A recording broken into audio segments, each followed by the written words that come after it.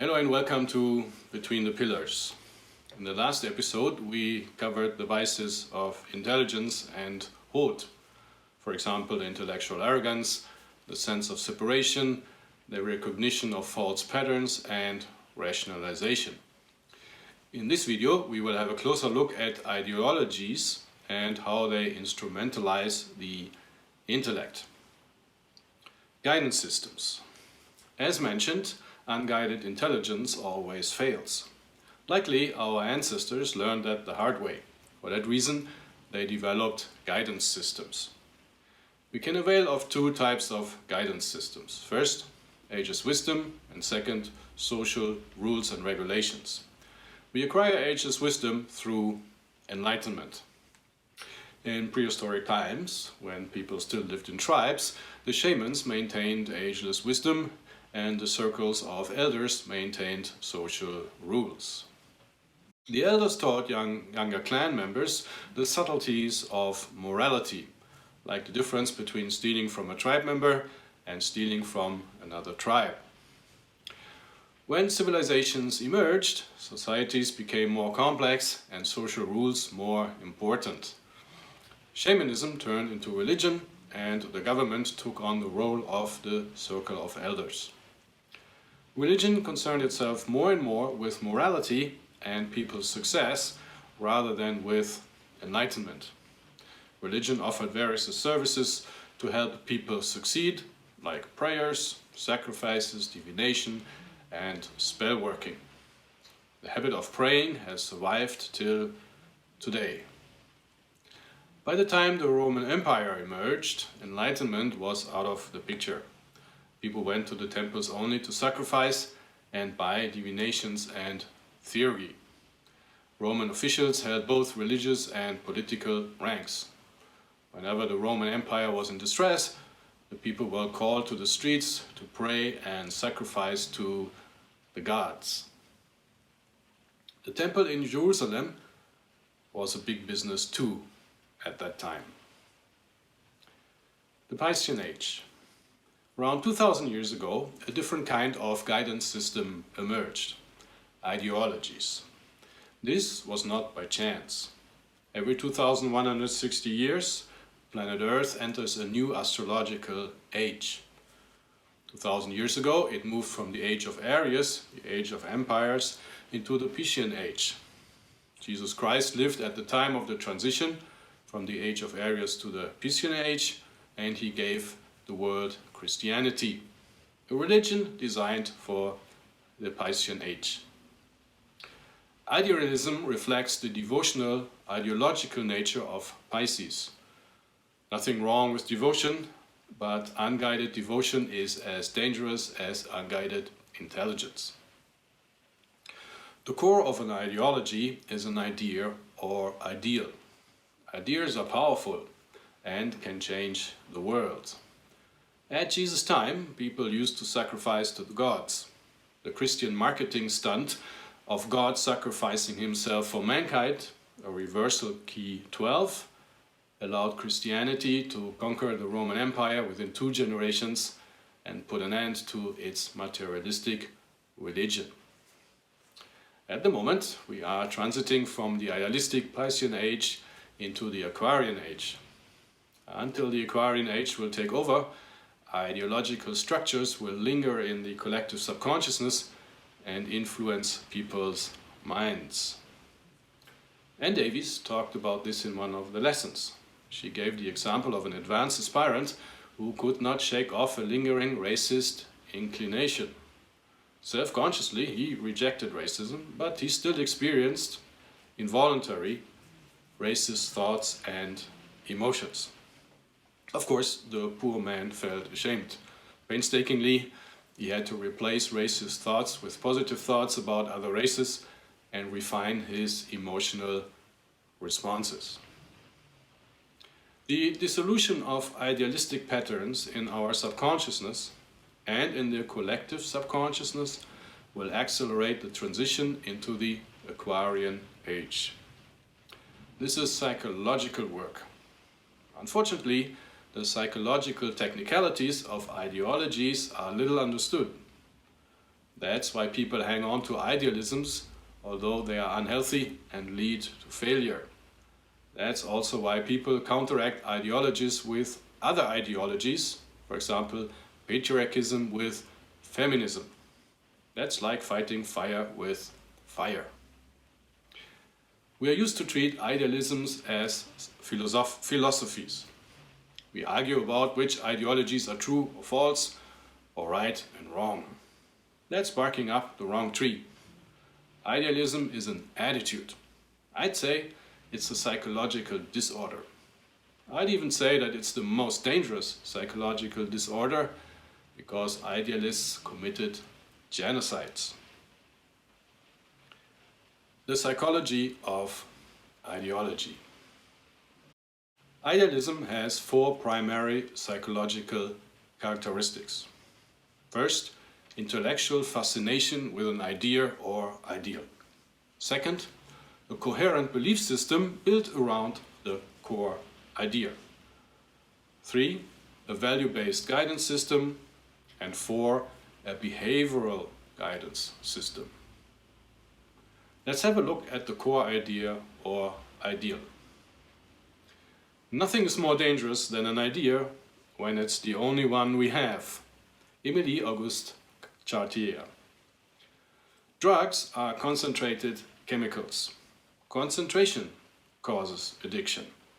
Ideas are concentrated mental objects, and that's why they are addictive. Did you ever get a new idea and couldn't stop thinking about it? Did you ever meet a person who keeps talking about the same idea? That's intellectual addiction. The psychological term is intrusive ideas. Intrusive ideas cause OCD. Ideologies grow out of intrusive ideas. Karl Marx understood this. He said that religion is opium for the people. But intellectual addiction is not limited to religion. Fascism, communism, and other postmodern ideologies are also opium for the people. Usually we don't recognize our addiction to ideas. What makes things worse is that we can get high from ideas anytime.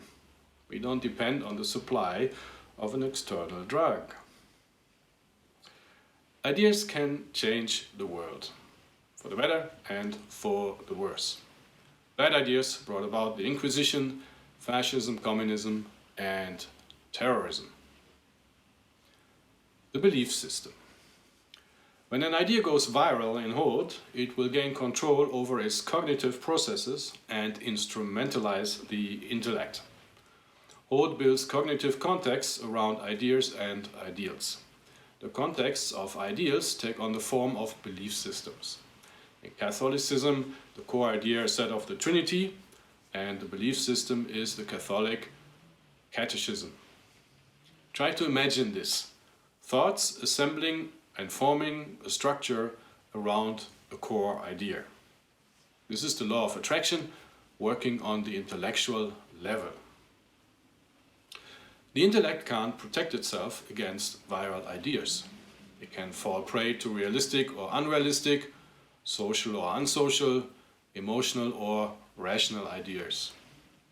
What makes matters worse is the fact that idealistic core ideas are often a matter of faith and can neither be proven nor disproven. Around unrealistic, unsocial or emotionally stimulated ideas, the intellect builds an unreal belief system. Reality and karma continuously challenge unreal belief systems. That's Gebura's strictness. Often it turns out that reality is the exact opposite of what we believe in. Tarka 12, reversal, takes us out of intellectual misconceptions to Gebura, the sphere where we learn to master karma. Key 11. The Church used to hold many unrealistic beliefs. For example, that plagues are divine punishments. The real cause of plagues were lack of hygiene. 1930 to 1933, Stalin enforced his kolkhoz ideal. The result was a famine that cost the lives of 6 to 9 million people. Belief systems are intellectual constructs. As such, they are logical and coherent. This allows the intellect to defend belief systems against contradicting facts, adversity and critics, despite their core idea being delusional. Of course, belief systems can also be subject to grave errors. There was a time people believed that our planet is flat. There was a time people believed God resides in the stratosphere and that the devil lives in the planet's magma core. And that doomsday arrives at the millennium change. To some extent, ideologies adapt their belief systems to emergent scientific facts. But they hardly ever do that without a fight. This is another circumstantial evidence that idealism is not a matter of true or false, but a matter of attitude. Let's have a look at the value guidance systems and reductionism. From the belief system, people deduct a guidance system. A guidance system is based on values. People use values as references. They evaluate experiences according to values and differentiate between good and bad experiences and the good and bad actions of other people. Ideologies tend to take on rigid black and white values.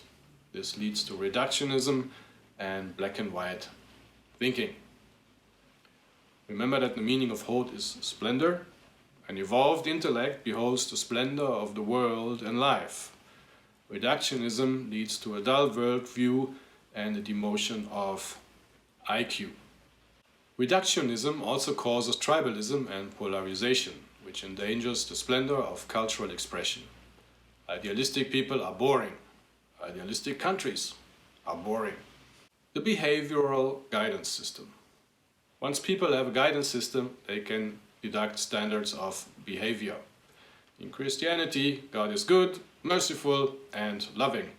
Hence, all people should be benevolent, merciful and loving. See the problem? Most people can't live up to the standards of behavior prescribed by their ideologies. The result is hypocrisy. The hypocrisy of church leaders is one of the main reasons why people are leaving churches. For the same reason, New Year's resolutions always fail. Ideals don't better people or society. We are looking back at 2000 idealistic years, but years of crime, war, genocide and uncounted instances of the ends justifying means. Ideological self-identification. People tend to identify themselves with ideologies. They call themselves Christian, socialists, atheists, feminists, etc. They make themselves part of something bigger. Enlightenment does the opposite. Enlightenment moves self-consciousness to the soul and the higher self. We are immortal souls and our beliefs are a part of our personalities, our vehicles. We can change beliefs anytime. We should adapt our belief systems as our consciousness evolves. If experiences contradict ideologies, and they usually do, idealists resort to rationalizations to uphold their identity. Ideologies are not a matter of truth, they are an existential matter. And because people identify themselves with their ideologies, they feel offended every time someone questions a tenet of their belief system. I'd say that feeling offended is an unrecognized psychological disorder. I made a separate video about this. Look for the link in the video description. This is also the reason why arguing never leads to conclusions. During arguments, people get defensive, dig their argumentative trenches and defend their ideology, their identity, with tooth and nail. The suppression of desires. On the tree of life, Hod is on the same level as Netzach, but Netzach comes first.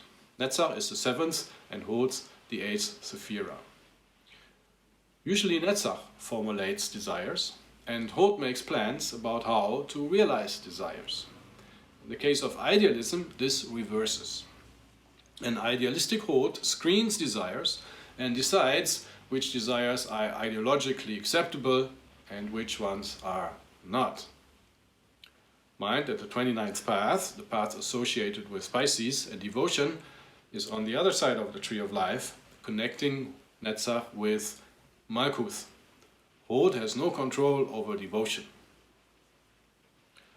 The Age of Reason happened because people wanted to put an end to the nonsense of religious belief systems and uncontrolled devotion. They replaced the religious guidance system with a rational guidance system. This led to a severe imbalance towards the right pillar of the tree of life, the masculine side. This had two dire consequences. The first consequence is the accumulation of repressed and unaddressed desires in Netzach. Netzach needs to be cultivated. You know this as emotional intelligence. Unresolved desires cause complexes, and complexes cause psychological disorders. The epidemic of psychological disorders in the Victorian age was a direct consequence of Netzachian repression during the Age of Reason, the intellectual suppression of desires. The second consequence was the suppression of women in society. This is the reason why Catholicism and other Christian idealisms are patriarchal. This is the reason why 99% of the victims of the Inquisition were women. This is the reason why the Taliban suppress women. And ironically, this is the reason why feminism is unrecognized, counterproductive, because it supports the male side of the tree. Paradise. From value systems emerge concepts of ideal situations, visions of paradises. The paradise of Catholicism is heaven. The paradise of communism is a classless society in which everybody shares everything. The paradise of feminism is matriarchy. The paradise of capitalism is a state of unlimited wealth and consume. The pursuit of an ideal situation leads to a polarization of life. The polarization between the current, wanting life and the future, ideal life. The polarization between the real life and the ideal life is a continuous source of tension. This is the reason why people complain a lot. Tension causes aggression and fear.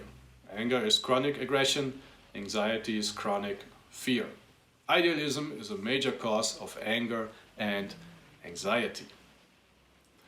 The more unrealistic idealistic core ideas and their belief systems are, the more reality and karma challenge ideologies. The result is adversity. In this respect, idealisms always fail. Over time, imagined paradises become less and less unattainable, and the tension between reality and the idealistic dream escalates. This escalation follows a certain pattern and crosses observable thresholds. Let's have a closer look at these thresholds. The ACD threshold. Idealists' concept of paradise induced them to attempt changing the world. Almost all ideologies are missionary. Psychologically, the drive to change the world is the OCD part, the compulsive response to intrusive ideas. Ideological missionary takes on two forms, do-gooding and OCD. Do-gooders go out into the world and proclaim that they bring peace, or freedom, or prosperity. Do-gooders like to tell others what they should do or not do, for example, not to entertain abortions. The idea of harmful germs causes an obsessive cleaning compulsion. The idea of a paradise causes an ideological purification compulsion. Inquisitors wanted to purify society of witches. The Puritans, literally the clean ones, wanted to purify the church of greed.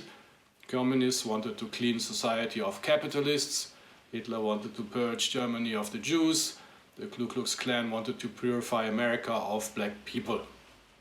Trump wants to purify a nation of immigrants from immigrants. The fanaticism threshold.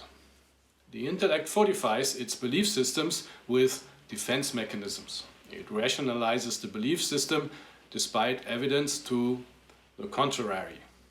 Over time, ideologies lose touch with reality. The psychological term of that is psychosis.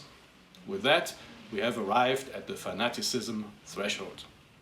Idealists who pass this threshold defend their belief systems despite facts and proofs to the contrary. The flat earth theory has crossed the fanaticism threshold since it ignores facts and scientific proofs. Let me give you an extreme example. Quote, "At Lindheim, 5 to 6 women were horribly tortured until they confessed to have dug up a recently deceased child in the church court of the village and cooked it into witch porridge. They admitted their crime. The husband of one of these poor women brought about that the grave was opened in the presence of the village priest and multiple witnesses. The child was found untouched in the grave. The fanatic inquisitor declared that the body was an illusion of the devil and insisted that, since all accused had confessed under torture, their confession must be more valid than this illusion. Therefore, they needed to be executed in the honor of the triune God who ordered to extinguish all magicians and witches. They were burned indeed." Saul and Hep, History of the Witch Trials. The blamestorming threshold. Since ideologies neither question their ideology nor their intentions, they will inevitably arrive at the conclusion that someone or something is putting a spoke in their missionary wheels. They conclude that they must have an enemy of some sort, and off they go, looking for someone to blame for their ideological failures. All ideologies produce enemy stereotypes, need enemy stereotypes. The violence threshold. When ideologists conclude that they need to do something against their elusive enemies, they cross the violence threshold. Upon crossing this threshold, idealists take on an "the end justifies the mean" attitude. This is a very slippery slope. 1,000 years ago, Catholicism slid down that slope. The result was the Inquisition. Violence is not always apparent. Idealistic parents may subject their children to emotional violence. Some idealists engage in intellectual bullying. The labor conditions of early industries were a form of capitalistic violence hidden from large parts of the society. The continuous discrimination of black people in the USA is a form of cryptic violence. If we look back into the past, we can observe ideologies crossing the violence threshold. Early Christianity was peaceful, Catholicism was violent. Marxism was peaceful, communism was violent. Feminism used to be peaceful, now it has violent factions. The American democracy was peaceful, now it just defines means with ends. Those who can make you believe absurdities can make you commit atrocities. Voltaire. Enlightenment and ideology. Belief systems are the ideological context in which ideological intellects live and move and have their being. Truth is relative to contexts. A flat earth is true in the context of catechism. It is untrue in a scientific context and in the context of common sense. As long as an intellect does not transcend its ideological context, it will be bound to its truth. This bondage is illustrated by the chains in Tarot card 15. The chains bind subconsciousness, the woman, and intelligent self-consciousness, the man, to the half cube the devil crouches on. Mind the chains are loose and can be lifted easily. The half cube represents the appearances produced by the sense of separation and lack of ageless wisdom. The half cube also represents the most dangerous deception of all, half-truth. Enlightenment dissolves ideological thinking because enlightenment goes beyond truth. Enlightenment expands consciousness beyond ordinary contexts, even the context of science. Further, Enlightenment turns devotion into aspiration. Aspiration to evolve consciousness. Mind that the expansion of consciousness never ends, hence there is no ideal to be reached. Remember that idealism promotes a missionary attitude. The missionary attitude is the exact opposite of an enlightened attitude. Missionaries want to improve the world and other people. Those who pursue enlightenment only want to improve themselves. Thank you for watching this episode of Between the Pillars. Please help spreading the light with a like and a share. And don't forget to subscribe. Love and light.